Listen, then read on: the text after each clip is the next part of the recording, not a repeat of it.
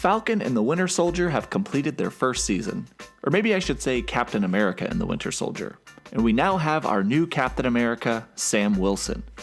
Now, typically in my comic origins videos, I take a look at the historical origin of a character, break down their first appearance, and do a brief look at their complete comic history, and today we'll be doing, well, the same thing, except just slightly different. Considering the cultural relevance and importance of Sam Wilson taking over the mantle of Captain America, today I wanted to take a look at the events that led to Sam Wilson becoming Captain America in the comics.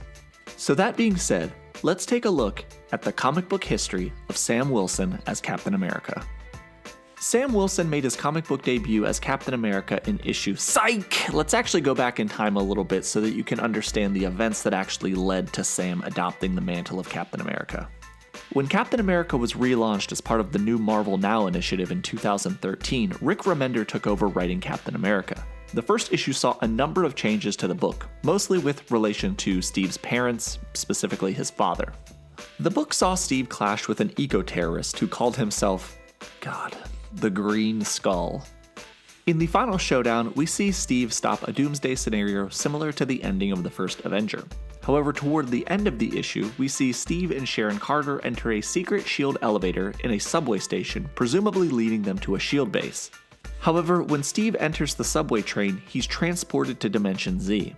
We learn that Steve was brought to Dimension Z by his longtime foe Arnim Zola. Zola is surrounded by an army of mutants, genetically created to do his bidding from the other beings in that dimension. Steve is able to escape the lab, and he also takes a young child with him, and we learn that the child was a genetically created son for Arnim Zola. The series follows Steve as he lives in this Zola-controlled dimension for years upon years, even contemplating suicide out in the wilds brought on by starvation. He raises Zola's son in the wilds of Dimension Z and names him Ian. Over a number of years, Steve battles Zola's forces, and after a time he eventually escapes. However, Steve is deeply affected by the decades he spent in the dimension. I know I've only been talking about Steve Rogers so far, but I promise Sam Wilson will be in this video.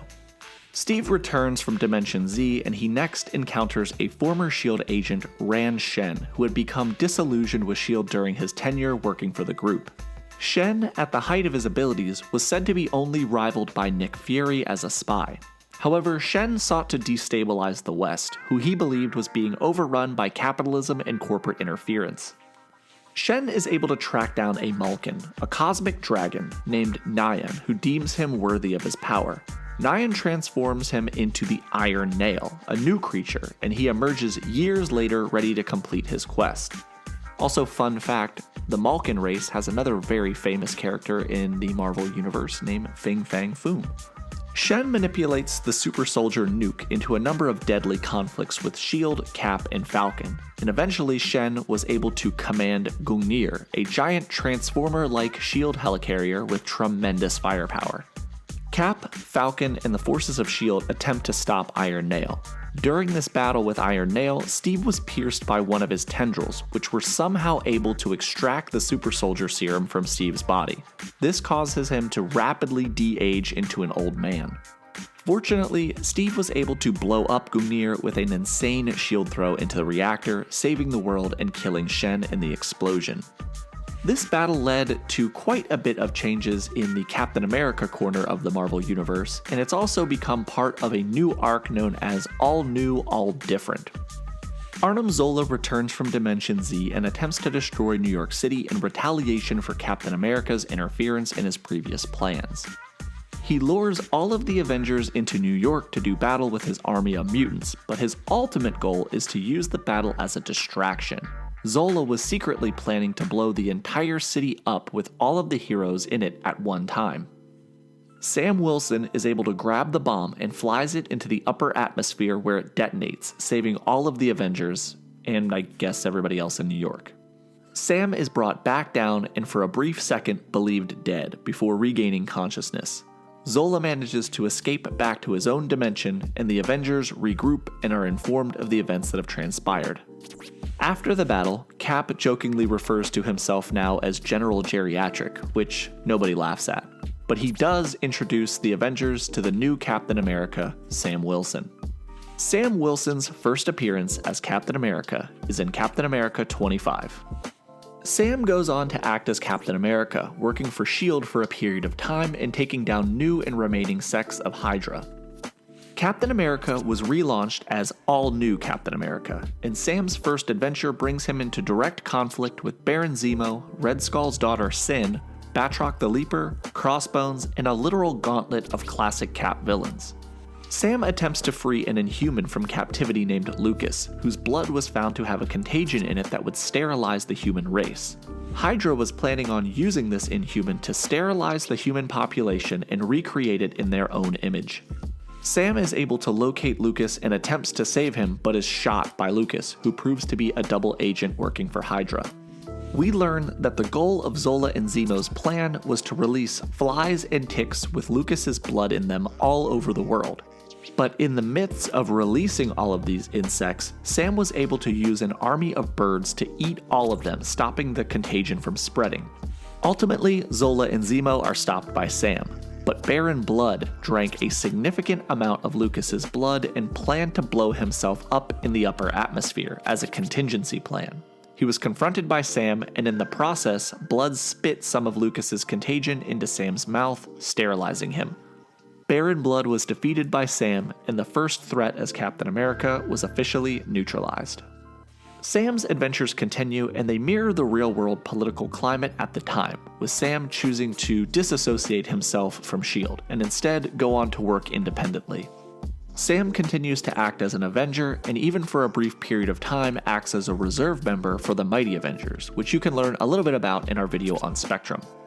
Sam continues to act as Captain America for a number of years, but over time he becomes disillusioned with the role, and I'm going to hop around here a little bit and discuss the overarching themes and narrative events that caused Sam to return to the mantle of Falcon. First, there were the events of the Second Superhuman Civil War, appropriately named Civil War II. After a number of heroes die in battle with Thanos, Captain Marvel and Iron Man come to be at odds over an Inhuman who can essentially predict the future. Captain Marvel, Steve Rogers, and many other heroes believe that this Inhuman's powers should be used to stop crimes before they occur. Sam, though, aligns himself with Iron Man, who believes that stopping crimes before they are committed goes against the very notion of free will. Next, through the power of the sentient cosmic cube named Koblik, Steve Rogers is returned to his prime form. However, unbeknownst to everyone, Steve's history and allegiance had been rewritten by Koblik under the influence of the Red Skull. Steve acts as a sleeper agent for Hydra for a period of time, working to destabilize the greater Marvel universe. Perhaps you remember this classic meme from around that time. Lastly, Sam is greatly affected when an anti-hero named Rage encounters Man Mountain Marco and Speed Demon attempting to rob a pawn shop. Rage foils their effort but is accidentally arrested by the AmeriCops, a private security firm working to clean up the streets. Rage is sent to prison, and despite intervention from Sam Wilson, he's denied evidence that would prove that he's innocent. While in prison, Rage is badly beaten by other superpowered prisoners and put into a coma. This event causes the already greatly disillusioned Sam Wilson to quit being Captain America, no longer believing in what the S.H.I.E.L.D. represents. However, Sam does return to the mantle of Captain America. A massive crossover event called Secret Empire takes place that sees the forces of the Marvel Universe square off against Hydra and the forces of Captain America. Sam again acts as the symbol of America in order to revitalize the American spirit in this new Hydra-controlled United States run by a fascist Steve Rogers. This event sees a number of heroes' allegiances change due to the Cosmic Cube. Hydra Cap is shown wearing a full suit of battle armor powered by the majority of the Cosmic Cube, with Sam Wilson holding the last remaining piece. Sam gives Steve the last shard of the Cosmic Cube in his possession, and when the cube is reformed, Ant-Man sends a subatomic Winter Soldier into the Cosmic Cube where he's able to retrieve the real Steve Rogers and bring him back. The two Steves battle, with Hydra Cap eventually being defeated and erased from history. When Classic Steve is brought back, Sam gives him the shield and he returns to the mantle of Falcon. And that is about everything I wanted to cover with relation to Sam Wilson as Captain America. I'm really excited for Sam Wilson to be Captain America in the MCU, and I think it's going to lead to a number of really awesome stories. Thank you guys for watching this video. I hope you learned a lot, and if you did, please leave a comment down below and consider liking and subscribing. This has been Nick with Key Issues, and remember the motto, Sam Wilson over everything.